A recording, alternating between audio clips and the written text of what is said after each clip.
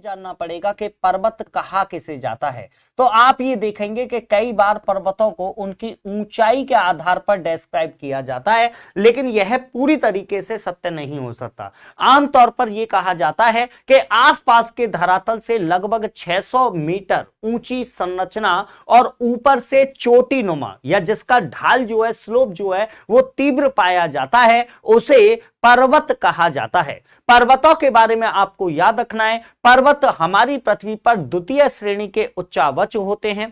पर्वतों की अगर हम बात करते हैं तो पर्वतों का अध्ययन किस विज्ञान में किया जाता है, तो आपको याद रखना है पर्वतों का अध्ययन ओरोलॉजी में किया जाता है। किसमें किया जाता है? ओरोलॉजी में पर्वतों का अध्ययन किया जाता है। इसके अलावा आपको याद रखना है कि पर्वत बनने की प्रक्रिया क्या कहलाती है, तो आपको याद रखना है पर्वतों के बनने की प्रक्रिया जो होती है उसे ओरोजेनेसिस कहा जाता है। क्या कहा जाता है? ओरोजेनेसिस कहा जाता है।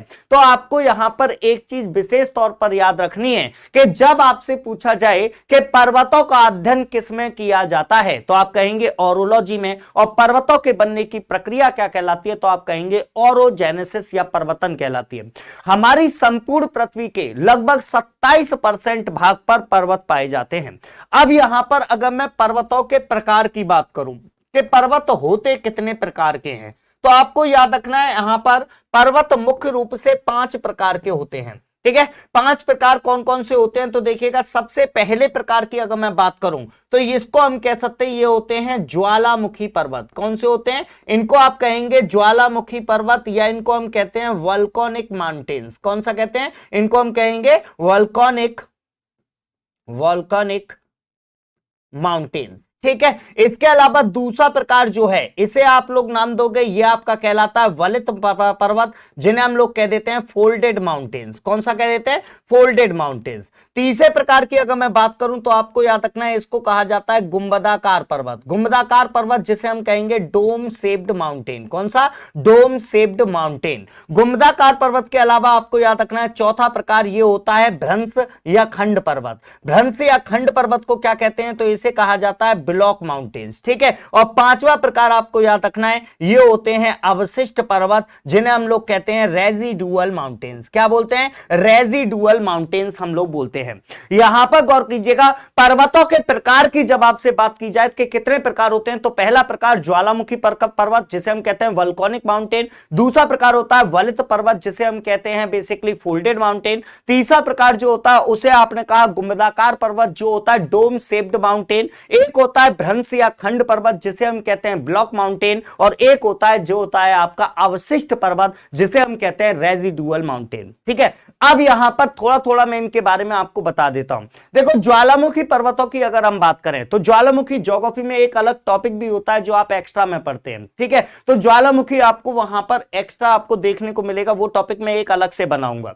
आगे की तरफ चलें, वलित पर्वत क्या होता है, तो वलित पर्वत देखिएगा, वलित शब्द जो है वो बना हुआ है वलय से। ठीक है, वलय का मतलब क्या होता है? वलय का मतलब होता है आप कह सकते हैं सिकुड़न। ठीक है, मतलब क्या हुआ कि धरातल पर जब दो बल आपस में एक दूसरे की ओर कार्य करते हैं, है ना, जब धरातल पर दो बल एक दूसरे की ओर कार्य करते हैं तो धरातल वहां पर मुड़ जाता है या उसमें वलय उत्पन्न हो जाते हैं। तो ये जो वलय उत्पन्न होते हैं तो ऊपर उठा भाग जो होता है इसी को कहा जाता है वलित पर्वत, है ना। इसमें आपको यह भी याद रखना है कि ऊपर उठा भाग जो होगा इसे कहा जाता है अपनति, है ना, जिसे हम लोग बोल देते हैं एंटीक्लाइन, और जो नीचे की तरफ धसा भाग है वो आपका कहलाता है अभिनति। क्या कहलाता है? अभिनति, जिसे हम लोग कह देते हैं सिंक्लाइन। ठीक है, तो आपके वलित पर्वतों के निर्माण के समय जो ऊपर उठा भाग होता है उसे अपनति या एंटीक्लाइन कहा जाता है, और जो नीचे की ओर धसा हुआ भाग होता है उसे अभिनति या सिंक्लाइन कहा जाता है ना। आपको एक और चीज याद रखना है कि वलित पर्वतों को विश्व में पर्वतों का पालना के नाम से भी जाना जाता है और इन्हें मोरदार पर्वत भी कहा जाता है। अगले की अगर मैं बात करूं तो यहां पर है गुंबदाकार पर्वत। गुंबदाकार पर्वत का मतलब क्या होता है? जब धरातल गुंबद के आकार में उठकर, ठीक है, गुंबद के आकार में उठकर कोई शेप धारण कर लेता है तो उसे गुंबदाकार पर्वत कहा जाता है। गुंबदाकार पर्वत के एक दो उदाहरण आप लोगों को याद रखने, जैसे इसका एक बेहतरीन उदाहरण हेनरी पर्वत है। ठीक है, हेनरी पर्वत जो है आप कहेंगे सर ये कहां पर है, तो हेनरी पर्वत, ब्लैक हिल्स, ये जो है ये आपके गुंबदाकार पर्वत के उदाहरण है जो यूएसए में स्थित है। इसके बाद भ्रंश